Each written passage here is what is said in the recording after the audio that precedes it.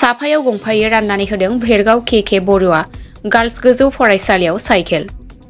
फरायसालिसिम हान्थिना गाव गावनि सोलोंथाइखौ लानो थाखाय मोजां खाबुखौ होदों खुंथाइ सोरखारा। उदालगुरि जिल्ला भेरगाव महकुमा सिङाव थानाय के बरुवा गार्लस गोजौ फरायसालियाव बिटिआरनि इएम दावबायसा बर'आ नुजाथिनानै गावनि आखाइजों गिबि साइकेल राननाय हाबाफारिखौ मावफुंनानै होयो। लोगोसेनो हाबाफारियाव भेरगाव फरायसालिनि फरायसुलिफोरनि बिगोमाफोराबो बाहागो लायो आरो थांलाय फैलायनि सुबिदाखौ नायनानै राननानै होनाय साइकेलखौ मोननानै खौरांनि गेजेरजों गोजोननाय फोरमायो। मख'नो गोनांदि आसाम नाङैनो गुबुन गुबुन फरायसालिफोराव साइकेल राननाय हाबाफारिया सोलिगासिनो होननानैबो फोरमायो इएम दावबायसा बर'आ। के बरुवा बालिका बिद्यालय एबा के बरुवा हिन्जावसानि फरायसालि गोजौ फरायसालि बेवहाय दिनै आसाम सरकारनि सोलोंथाइ बिफाना क्लास 9नि फरायसुला फरायसुलिनो हरनाय साइकेल बे साइकेलखौ राननाय जादों आरो नैबे के बरुवा गार्लस हाइ स्कुलाव गासै 78 फरायसुलिफ्रा बे साइकेलखौ मोननो हादों आरो बेखौ दिनै राननाय जाबाय आरो बियो मोनसे मोजां बिथांखि।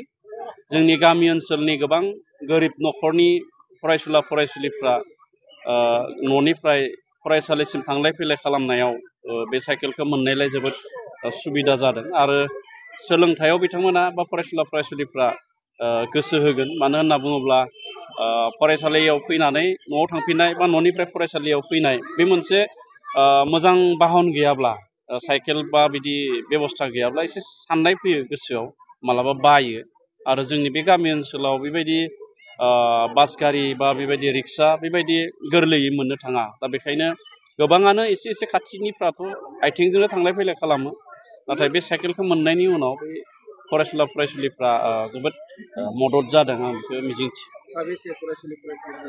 नैबे हाइ स्कुलाव दिनै 78 फरायसुलिनो राननाय जादों बे बालिका बिद्यालय हिसाबै आरो बे 78 फरायसुलिफोरा निस्सय दा जेसेबांखिनि गोसो होना फरायदों आरो साइकेल मोननायनि उनाव मिजिंथिगोन बिथांमोना आरोबाव मोजाङै गोसो होना फरायगोन। एखनबा गारजेनफोरा जोंनि खाथियाव साइकेल बा बायदिसिना बिनानै अनसुंथाइ बिनानै थाङो, नाथाय जोङो गासैनोबो मददथि होजोबनो हाया। नाथाय नैबेबायदि सरकारनिफ्राय गासै फरायसुला फरायसुलिनो क्लास 9नि होनायनि जि बिथांखि लादों बियो मददथि जादों होननानै आं सानो। बे आसाम नाङैनो जादों। सप्ता खंनैसो सिगाङावहाय भेरगाव हायार सेकेन्डारियाव जोङो रानखांबाय क्लास 9नि स्टुडेन्टफोरनो, हौवासा आरो हिन्जावसाफोरनो।